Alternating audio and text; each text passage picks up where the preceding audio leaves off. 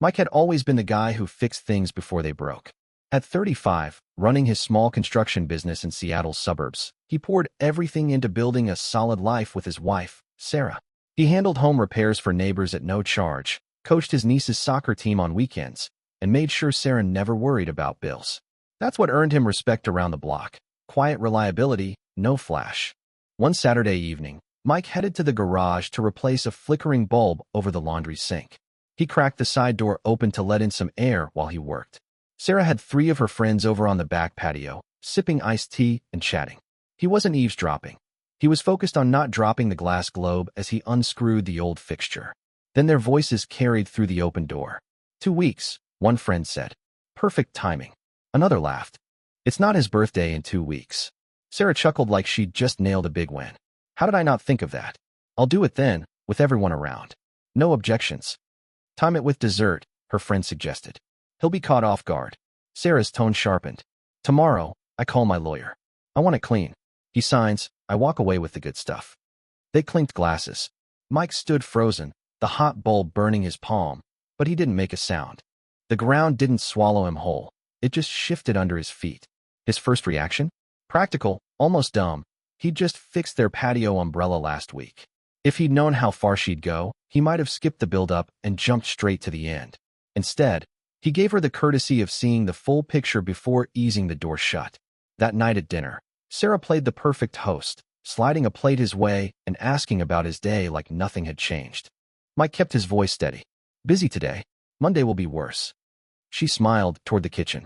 You always push too hard, but I'm proud of you. Thanks, he said, cutting into his chicken. We'll need to talk logistics next week. Budgets, schedules. Her eyes flicked up for a split second. Since when do we discuss logistics? Since we're adults, he replied, and kept eating. She switched topics. He let it slide. No scenes, not his way. The next morning, Mike walked into a quiet office overlooking a calm Seattle street. He shook hands with Henry Walters, a no-nonsense divorce attorney who'd bailed out a client from a messy split. Henry listened without fanfare, notepad ready. Tell me everything. Mike repeated the patio conversation word for word. Henry clicked his pen. Your prenup's in the safe. Her copy's with her lawyer. Yours is here. He slid a folder across the desk. Clauses she skimmed. Most people do until it's time to fight. Henry circled 2 lines. These are the loopholes her friend mentioned. She calls her lawyer tomorrow. The plan's to spring it on your birthday with witnesses for maximum pressure. Mike nodded. Henry stayed even. We'll get ahead. Document your statement today. File a notice to preserve assets. Keep transactions clean. Don't tell her you know. No rash moves with funds. Follow my lead exactly. I won't do anything stupid, Mike said. I see that, Henry replied. But I'll be thorough. We'll audit accounts, freeze discretionary transfers, set up separate business payments, and line up temporary housing if you need to move fast. I'll script your response when she hands over the papers. Use those words only. What about the birthday trap? Mike asked. Act surprised, Henry said. Sign if needed, but only what I've pre-approved. We'll have a counter ready before she finishes talking. Proof of premeditation sways judges. They spot intent. Mike leaned back. I believed in this marriage. Wasn't hunting loopholes. That'll show, Henry said, capping his pen. But stop thinking you owe her more than fairness. From now on, protect your dignity and assets. Got it, Mike said. Henry had his assistant sit Mike down to record a sworn statement. Mike recited the patio talk verbatim. Dates, names, tone, no embellishments. She typed it up. When done, Henry certified it and slid another form. This confirms you've told the truth as you know it. This isn't drama, it's structure. Mike signed. On the drive home, Mike made calls. First to the bank, splitting a shared account she used for home projects into a limited weekly allowance with alerts. Then to his office manager, Melissa. Switch all vendor payments from the home account to the business card. Today. She whistled low. Everything okay, boss?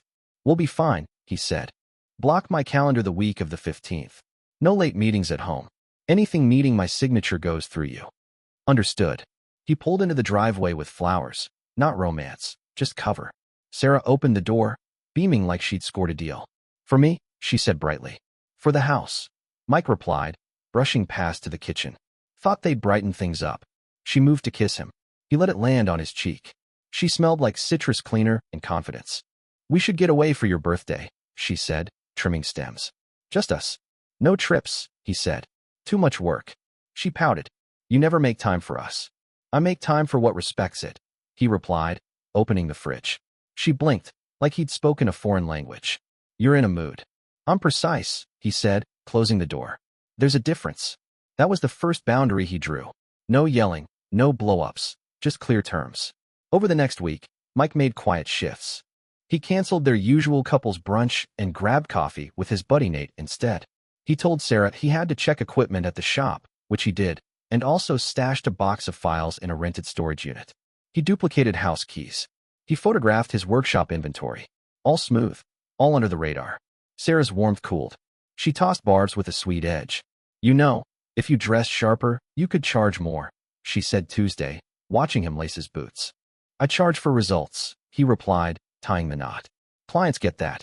Sure, she shot back. Just saying image counts. Image doesn't pour concrete, he said, grabbing his toolbox. She laughed into her mug. Always a comeback.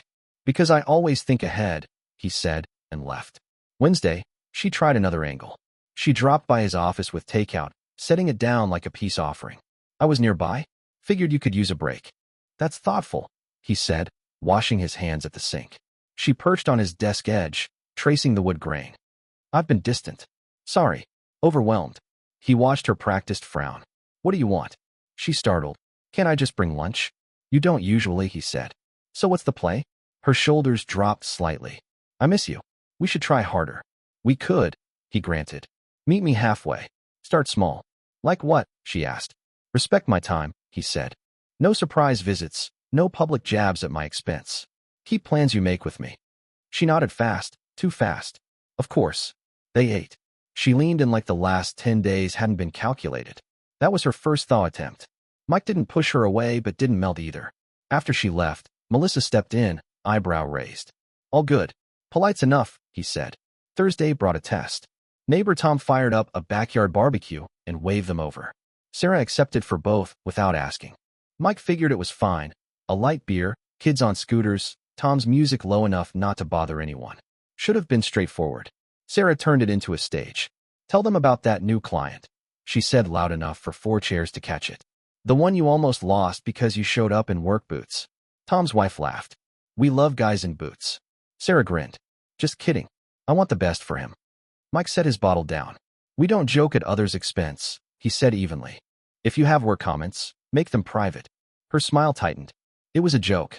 Wasn't funny, he said, glancing at Tom. No offense, man. Enjoy the burgers. Tom raised both hands. All good. Sarah stood, cheeks flushing.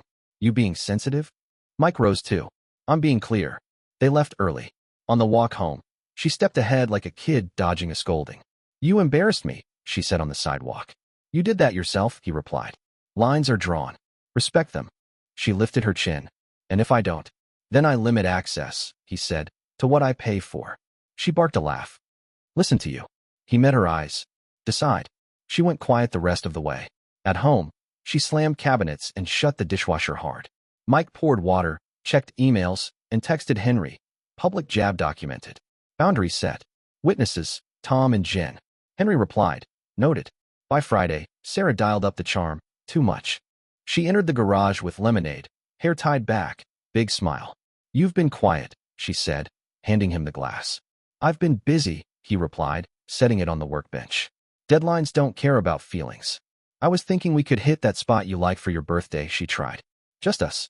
Thought you wanted a small group, he said. She paused, recalculating. Well, yeah, maybe after. First, us alone. Schedule's tight, he said. We'll see. That was her second thaw in motion, a softer push to make him grateful, pliable for her real move. Mike played along with a nod and tightened a bracket. The following week, Mike ramped up his preparations. He told Sarah he'd taken on a major project and would crash at the workshop 2 nights to start early. Truth was, he'd signed a month-to-month lease on a furnished apartment 5 blocks from the office. The rental company delivered a mattress and couch. Late that night, he stocked it with spare shirts, a razor, and basic groceries. No drama, no hiding in a motel, just a clean contingency. The key sat in his pocket like insurance. At work, he met Nate in the back lot. Nate had been his friend since before the house, or Sarah. You look like a man with a plan, Nate said. I'm a man with a calendar, Mike replied. And a solid lawyer. You telling her before the day? Nate asked. Nah, Mike said. Let her think she's running the show. I keep the real estate. Nate chuckled once. Cold. Measured, Mike corrected.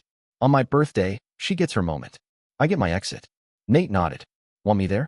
She invited you, Mike said. Show up, watch, then grab my truck keys and take the box in the back to Henry's if I text go. Got it, Nate said. You're calm. I'm done reacting, Mike said. That's different. 2 days before the birthday, Sarah cranked the sweetness again. She brought coffee to bed, asked about a fall trip, sat close on the couch and rested her head on his shoulder during a documentary she didn't care about. You're quiet, she murmured. I think better that way, he said, eyes on the screen. You've been steady, she noted. It's the job, he replied. She nodded and dropped it. She figured she had him right where she wanted. That was the prelim check. Mike let it pass. But Mike wasn't idle. He reviewed the prenup clauses Henry highlighted, ensuring every asset, his business tools, the house equity, joint savings, stayed protected. He added Nate as a backup on his business account for quick access if needed. Sarah's subtle probes continued. A text about dinner plans he forgot. A sigh when he worked late. Each time, Mike responded minimally, redirecting to logistics or work. The tension built like a slow charge, her confidence masking the cracks he was widening. One evening, as Mike sorted shop invoices, Sarah hovered nearby. We used to laugh more, she said, stirring something on the stove. Things change, he replied without looking up. Or people do. She turned off the burner. What's that mean? Means focus on what works, he said, stacking papers. She crossed her arms. You're pulling away. I'm prioritizing, he corrected.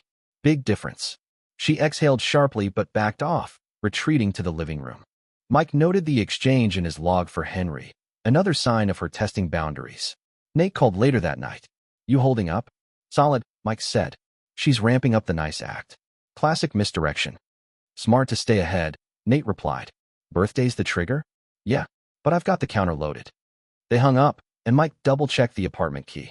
Every move felt like placing a piece, deliberate, no waste. Sarah's plan loomed, but his was already in motion, turning her ambush into his advantage. The birthday arrived. The house buzzed with guests, neighbors, Mike's workshop crew, Sarah's friends dressed for a party. The dining table held a store-bought cake with candles. Sarah directed everything, straightening napkins, passing plates, hugging guests twice. Nate lingered near the patio door, catching Mike's eye once. No nod needed. Tom handed Mike a paper crown as a gag. Mike set it on the table. Melissa gave him a quick hug and whispered, You good? Excellent, Mike said, meaning it. They ate, swapped small talk, sang the song. Mike smiled. He could play nice, even knowing what came next. Sarah tapped her glass with a spoon, drawing that heavy silence parties create. I have something to say, she started, beaming. And I want to do it here, with the people who know us best. She looked at Mike with rehearsed sympathy.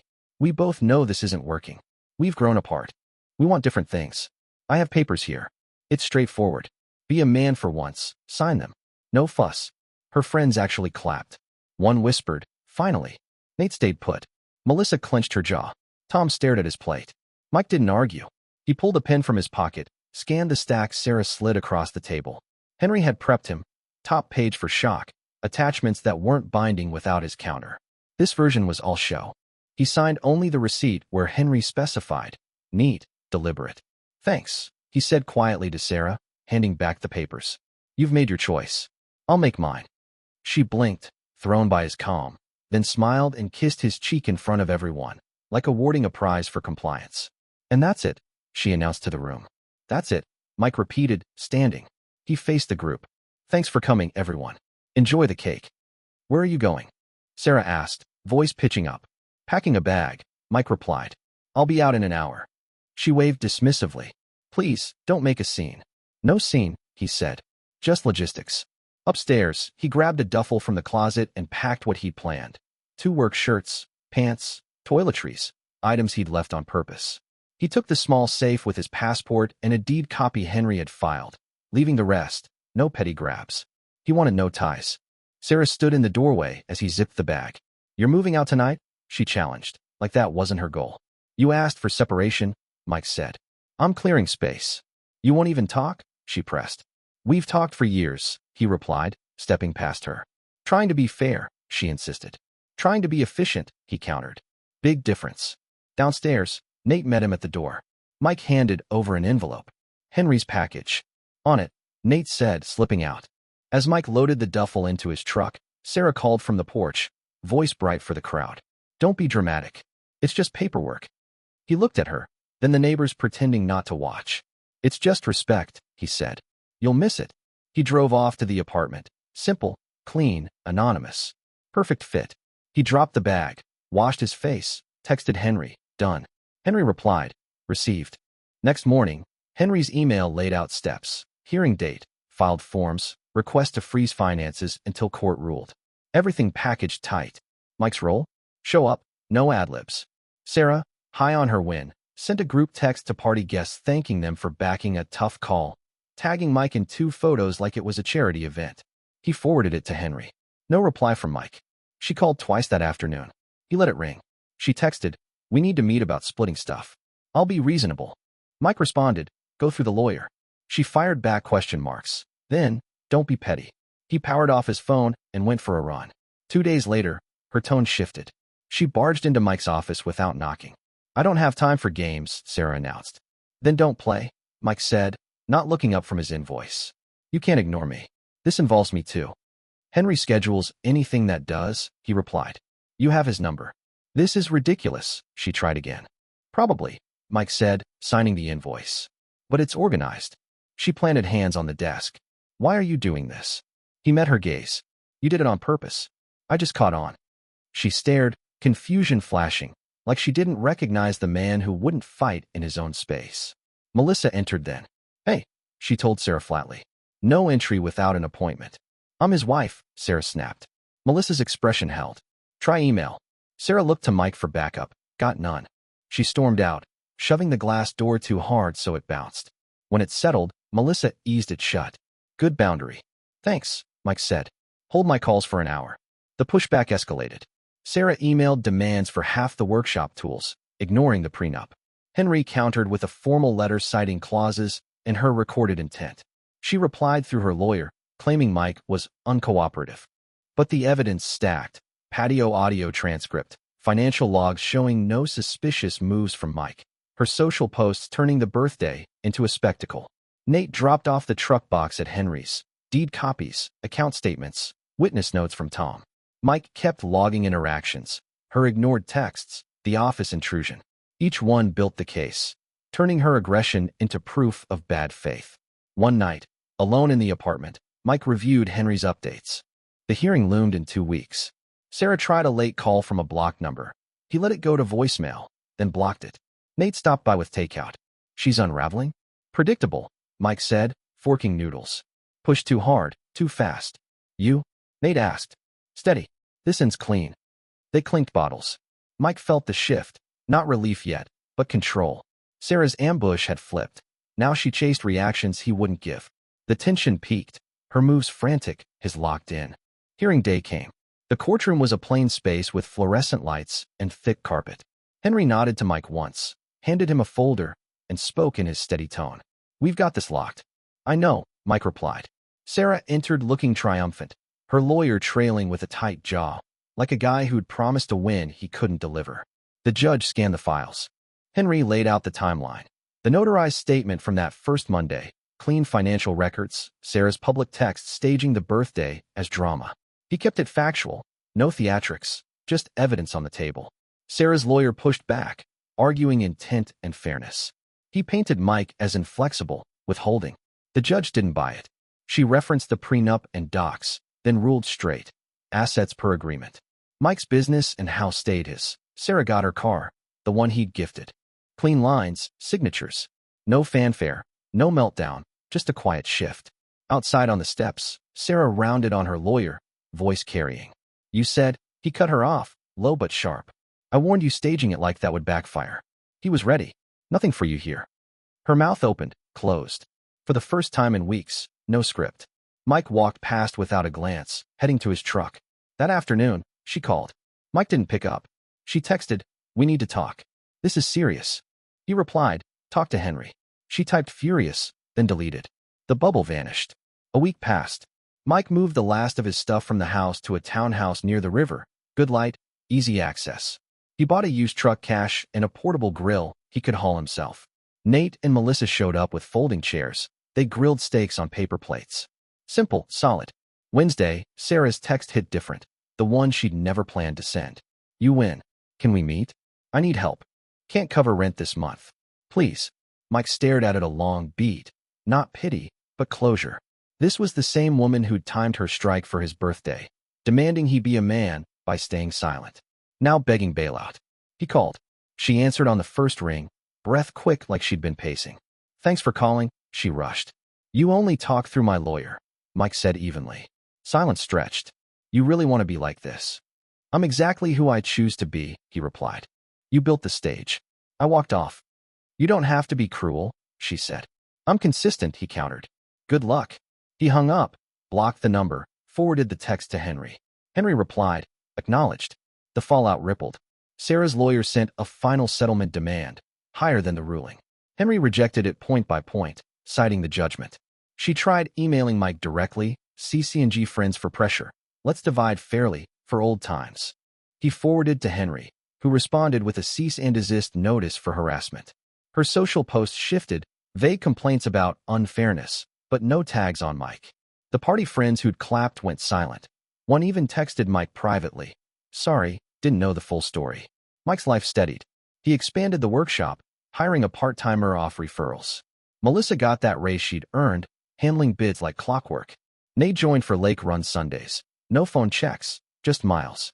Old contacts noticed his focus. Jobs flowed in. One evening, Tom waved from his yard. Heard about the hearing. You okay? Better than okay, Mike said. Grill's ready if you and Jen want in. Tom grinned. Soon. Sarah's side crumbled quietly.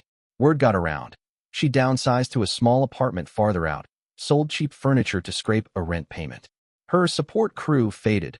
No one sticks for a sequel when the plot's all about the grab. Mike drove the old route to a job site once. Neighbors unchanged. Tom's wife asked about the grill. They chatted weather, traffic, that pothole the city ignored. Life rolled ordinary, improved. But Sarah pushed one last angle. She showed up at the workshop unannounced, mid-afternoon rush. Mike, please, she said, blocking the office door. This is destroying me. Workers glanced, but kept moving. Mike set down his clipboard. You chose the path. I made a mistake, she pressed. We can fix it. Fix means rebuild on truth, he said. Not this. Melissa appeared. Time to go? No visits. Sarah turned. You work for him, back off. I manage here, Melissa said. Out. Sarah lingered, then left, tail between legs. Mike texted Henry, another contact. Logged. Nate dropped by later. She's circling? Desperate moves, Mike said, reviewing blueprints. Won't stick. Your call on the block list? Permanent. They shared a nod. Mike filed the incident, pattern building, but no need for more court. Sarah's lawyer emailed a week later. Client accepts terms, no appeals. Done. Mike leaned into the new rhythm. He volunteered at the niece's soccer again, coaching drills that built team trust. Dates? Not yet, but coffee chats with colleagues felt easy, no games. The townhouse filled with basics, tools in the garage, a few books on the shelf. Each piece placed with intent. Sarah's echoes faded, his path cleared. One quiet night, Mike sat with a beer, scrolling job quotes. Henry's final bill came, paid in full. No loose ends. The revenge? Not spite, but strategy. She'd aimed to break him public. He dismantled her plan private, legal. Justice served cold, without a single raised voice. A month after the hearing, Mike's world had reset. The workshop hummed with new contracts, expansions he could handle without distractions.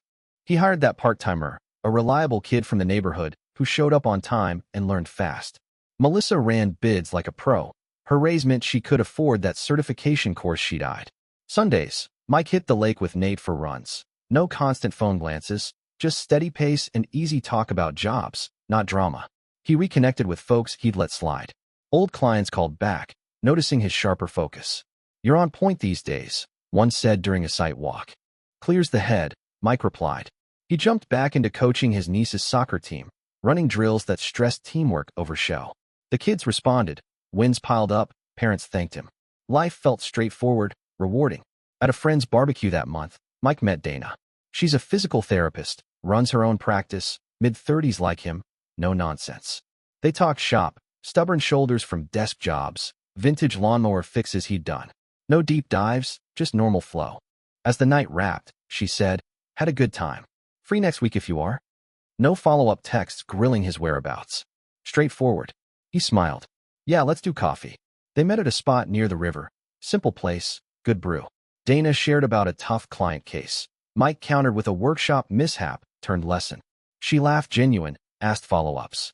No games, no probes. After, she texted, "Enjoyed it. See you Thursday?" He replied, "Same." That was it, adults keeping word. Their second meet turned into a walk, talking goals. Her expanding the practice, him eyeing a second truck for the business. Easy fit. Word on Sarah trickled in, never direct. She relocated to a compact apartment across town, farther from the old circle. Sold off some furniture quick to cover a tight rent month. Nothing fancy, just survival. The friends who cheered her birthday stunt? Ghosted. Turns out, loyalty's thin when the story's all about the score, no substance after. One mutual contact mentioned it offhand. "She's keeping low." Mike nodded, changed the subject. No digging, no glee, just fact. He drove the familiar streets for a job once. Tom waved from his driveway, tools in hand. "Truck looks solid," Tom said. "Handling up." "Better," Mike replied. Tom's wife joined, asking about the portable grill. "Fired it up last weekend, steaks hit the spot." They swapped notes on weather, the endless traffic snarl, that corner pothole the city swore to fix. Neighbors stayed steady. Life rolled on, upgraded. Sarah tried one final reach. A package arrived at the old house. Misaddressed mail, her name on it. Mike's habit kicked in. He forwarded it to her new spot with a note. "Not here anymore." No extras, just efficient. Handled at the post office. Done. Nate and Mike grilled in the townhouse yard that weekend, watching the grill temp climb. Nate sipped his soda, prodding with the bottle. "You didn't flinch once during her big play. That was something." "Flinched after," Mike said, flipping a steak. "Dana coming?" Nate asked. "Meeting us here," Mike replied. Offered salad. No ask needed. Nate chuckled. "Small wins." "The real win," Mike said. "People who follow through." Nate clinked bottles. "Belated happy birthday." "Every day's quieter now," Mike replied. "Gift enough." Dana arrived, pecked Mike's cheek, asked for plates. Nate passed a stack. They sat as equals, passing food, no one turning the moment into leverage. No crowns, no speeches, just a meal. Mike's phone buzzed mid-bite, an unknown number. He silenced it, let voicemail catch it. 10 seconds later, blocked. No pull back to the noise. People ask how he feels now. No big speech, no deep confession. Just a guy who heard truth in a backyard chat, drew lines, and held them. He loved Sarah once, trusted her build. Gave grace for moods, sarcasm. Figured that's marriage, some give. But catching her scripting his takedown like party entertainment? He chose no rage, no begging, just action. When a man stands from his own table, the room shifts. Applause stops, pushes end. Folks see he's not playing. Space opens wide. Sarah didn't lose to schemes. She lost betting on someone else's fold. Forgot respect isn't papers over dinner. It's how you speak when no crowd watches. Mike's last tie? That forwarded package. Clean break. The story's lesson? Simple. Build on actions, not plots. Love with eyes open, boundaries firm. Mike moved forward. Business grew. Dana's calls stayed real. Runs cleared the mind. No revenge fire, just steady justice. Each day stacked better. Proof that walking away strong beats staying broken. He chose the path with light, hot steak in hand. Wouldn't trade it.